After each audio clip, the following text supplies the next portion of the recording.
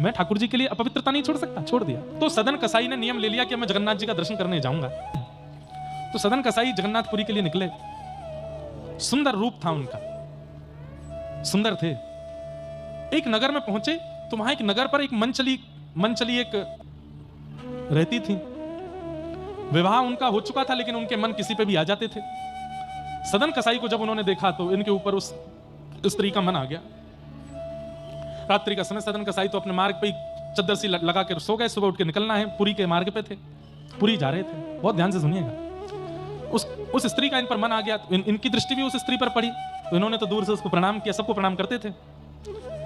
तो उस स्त्री ने इनको कोई इशारा किया जिसको ये समझ नहीं पाए, और इशारे में उस स्त्री ने ऐसा कहा कि अगर तुम मुझे स्वीकार करो तो मैं अपने पति का वध करके तुम्हारे साथ आ जाऊंगी। ऐसा कुछ इशारा किया। लेकिन सदन कसाई तो बड़े भोले भाले, इन्होंने तो हाथ ही जोड़ के हाँ हाँ कर दी होगी कुछ, और उस स्त्री ने अपने पति का वध कर दिया। और वध करके आ गई इनके पास, बोले अब मुझे स्वीकार करो। सदन कसाई बोले मैया, माता, देवी, मैं तो ठाकुर जी से मिलने के लिए निकला हूं, संसार में फंसने के लिए नहीं आया हूं। यदि संसार मेरी इच्छा होती तो मैं तुम्हें स्वीकार कर लेता, लेकिन ठाकुर जी मेरी इच्छा है, ठाकुर जी मेरी गति है, उनको छोड़ मैं ये संसार में नहीं पड़ना चाहता। आप मैया मुझे पुत्र मान लो, मुझे भैया मान लो, लेकिन मैं आपका पति नहीं बन सकता। अब वो स्त्री तो बोली अरे तेरी वजह से मैंने अपने पति का वध कर दिया। बोले सदन कसाई, तुमने मार दिया उनको? बोले हाँ। बोले मैंने इशारा तो किया था। बोले मुझे क्या पता कि तुम क्या इशारा कर रही हो।